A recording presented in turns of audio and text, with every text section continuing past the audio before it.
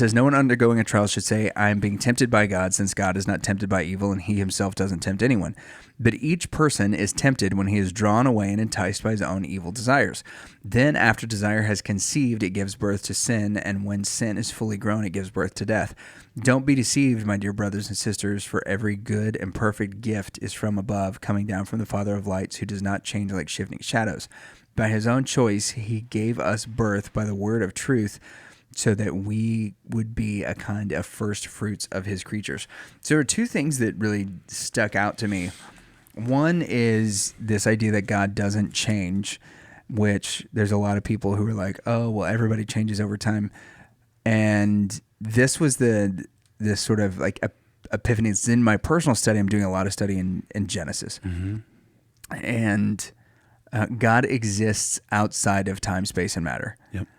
So because he exists outside of time, space, and matter, change for him over time is impossible because he doesn't experience time. Yeah.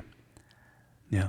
That was kind of like the light bulb that went off. Is like all of us change over time because we experience time. We grow, we get older, all of those kinds of things. God is not, he doesn't experience time because he exists outside of time. Yeah. So therefore, it would be impossible for him to change because he exists outside of those barriers. I was listening to somebody talk on social media about about God being outside of time, which he is, mm-hmm. but because of that, him able to, they were using it as kind of a thing to not harmonize, but explain how, like, classic view of predestination versus free will, like how both of those things are possible mm-hmm. at the same time, and he was using that as a justification.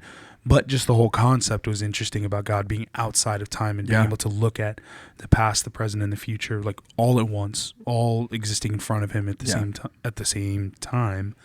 But it also is just the concept again of God being outside of all of those things is hard to wrap your brain around. Yeah, did you ever watch the Marvel series? And I know JP just turned us off.